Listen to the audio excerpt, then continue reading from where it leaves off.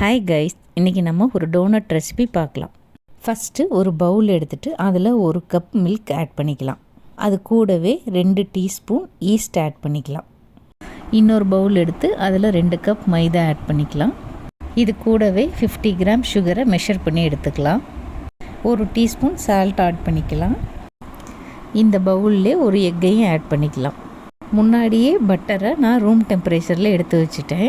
2 table spoon பட்டரை இதோடு add பண்ணிக்கலாம்.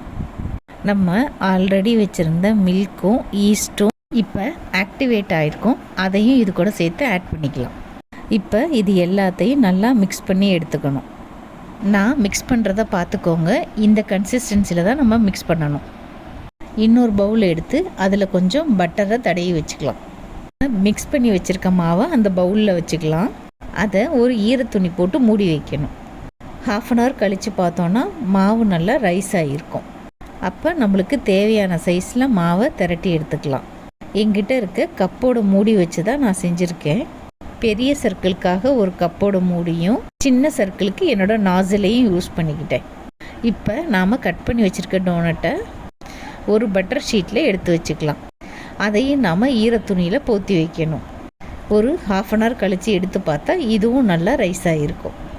நான் பண்ண சைஸுக்கு எனக்கு 24 டோனட்ஸ் வந்துருந்துச்சு. நான் அவன் யூஸ் பண்ணாமல் ஆயிலில் ஃப்ரை பண்ணி எடுத்துக்கிட்டேன். இதை ஃப்ரை பண்ணுறதுக்கு நான் ரீஃபைண்ட் ஆயிலை தான் யூஸ் பண்ணிக்கிட்டேன். எண்ணெய் நல்லா ஹீட் ஆனதுக்கப்புறம் தான் டோனட்டை போட்டு எடுக்கணும். கொஞ்சம் ப்ரௌனாக வந்ததுக்கப்புறம் நம்ம எடுத்தோன்னா கரெக்டாக இருக்கும். நான் டார்க் சாக்லேட்டை மெல்ட் பண்ணி எடுத்து வச்சுருக்கேன். அதை டோனட் மேலே ஒரு கோட்டிங்காக கொடுத்துக்கிறேன். நீங்களும் செஞ்சு பார்த்துட்டு எப்படி இருந்துச்சுன்னு கமெண்ட் பண்ணுங்கள். நெக்ஸ்ட் வீடியோவில் பார்க்கலாம். Bye guys.